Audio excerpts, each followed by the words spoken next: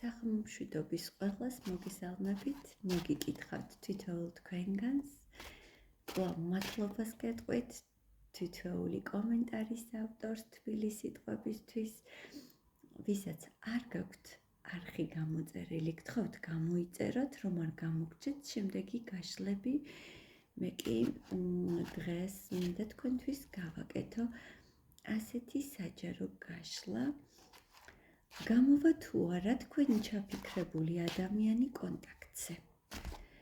აქედან გამომდინარე მივხვდით, რომ კონტაქტო ურთიერთობაზე ვშლით. თუ კონტაქტში ხართ და ურთიერთობა გაქვთ, მაშინ არ უყუროთ ამ გაშლას მეგობრებო და გადადით შემდეგ გაშლებზე. მოდი ვნახოთ რა ენერგიებშია ეს კონკრეტული ადამიანი ახლა და ამჟამად. რა ენერგიებშია თქვენი ჩაფიქრებული ადამიანი?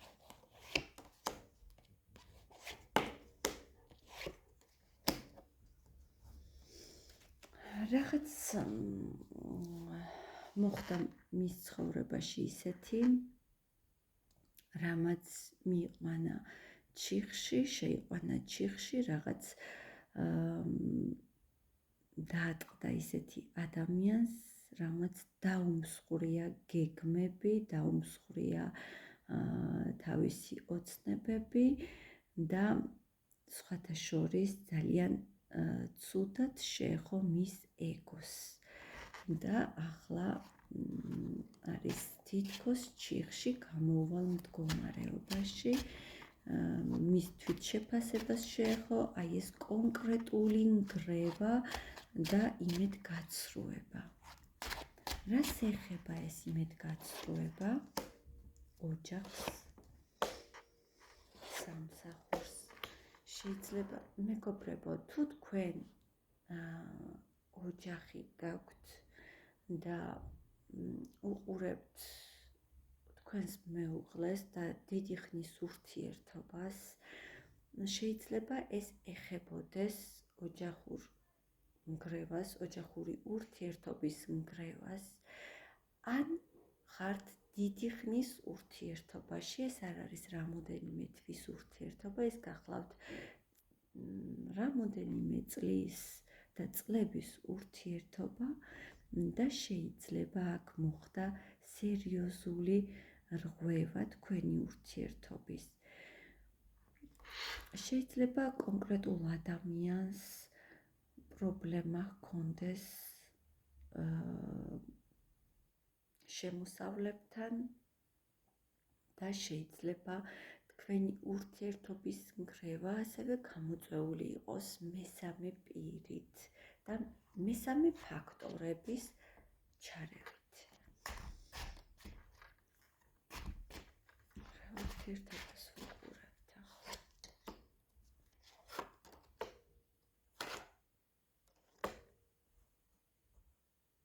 ურთიერთობას ვუყურებთ, რომელიც თითქოს და კარგად მიდიოდა, მაგრამ რაღაც ეტაპზე გაიყინა, გაჩერდა და ახლა სწორედ აი ეს მდგომარეობა გენატრებად, როგორიც იყო ადრე, როგორიც იყო აი იმ ბედნიერების ხანაში, როდესაც იყავით ერთად, ახლა გაქვთ აი ამის მონატრება ახლა. რას ფიქრობს ეს ადამიანი ახლა თქვენზე, მაშინ ნახოთ.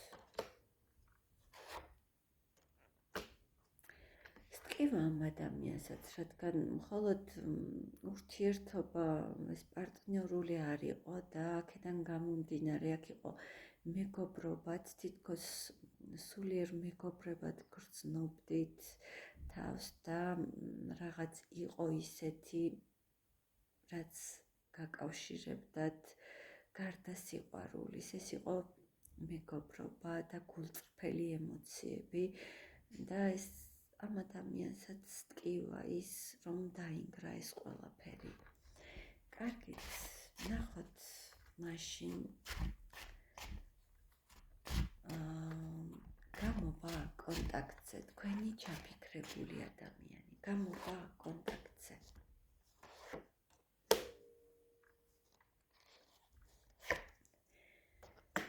ერთი თვის ვადაზე, გამოვა კონტაქტზე. მერყეობს მეგობრებო, არის რაღაც მომენტში ძალიან არაადეკვატურად იქცევა და პატარა ბავშვივით იქცევა, ვერ გადაუწყვეტია. აქ არის ორი მხარე და რომელი გადაწონის. რაღაც არჩევანის წინაშე დგას ეს ადამიანი. რა არჩევანზე აქვს საუბარი? თითქოს მსხვერპლად გრძნობს ეს ადამიანი თავს, იმით გაცრუებულია.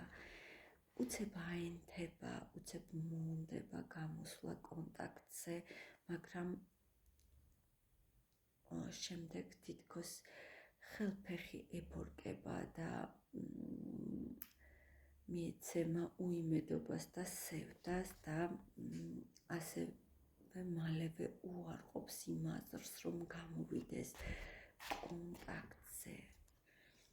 რატომ იკავებს ეს ადამიანი, რატომ იკავებს თავს?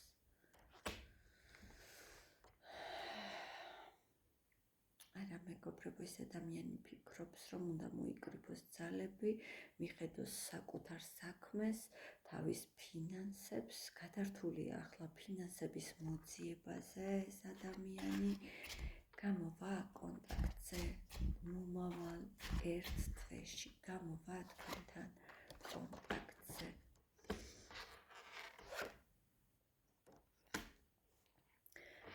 რაღაც ბრაზის ენერგიებშია კონკრეტული ადამიანი, რაღაც აწუხებს, ღელავს. მე არ გირჩევთ, რომ გამოვიდეს თუნდაც აი ამ ერთი თვის მანძილზე ეს ადამიანი კონტაქტზე, იმიტომ რომ არ არის შვიდად და მისი კონტაქტზე გამოსვლა კარგს არაფერს მოიტანს თქვენი ურთიერთობისთვის. აქ მან იცის, რომ მას სჭირდება დააბალანსოს აი ეს ბრაზის ენერგიები. რას გრძნობს? მოდი ვიკითხოთ თქვენს მიმართ. გაბრაზებულია ხომ გითხარით? მას გონია, რომ ეს ყველაფერი დასრულდა, მიუხედავად იმის, რომ ძალიან ნაწყენია, გაბრაზებულია, ფიქრობს, რომ ისი აღარასოდეს აღარ იქნება, როგორც ადრე იყო. აქედან გამომდინარე, ერთი თვის განმავლობაში ეს ადამიანი ახლა და ამჟამად არ ფიქრობს კონტაქტზე გამოსვლას. ეს გახლავთ ჩვენი გაშლა. მე გისურვებთ, რომ ყველაზე ცუდია, რომ იყოთ მოლოდინის რეჟიმში. მე გისურვებთ, რომ მიხვედოთ საკუთარ ცხოვრებას, გააგრძელოთ გზა და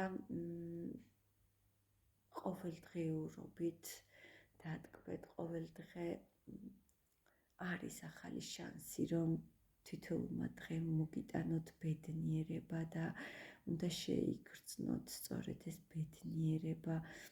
თუნდაც ელემენტარულად რომ გათენდა, მზე ამოვიდა, ჯანმრთელები ხართ, კარგად ხართ, დანარჩენი ყველაფერი იცით, რომ მოგვარებადია. მე ყველას ბედნიერებას გისურვებთ და კომენტარებში დაგელოდებით დროებით.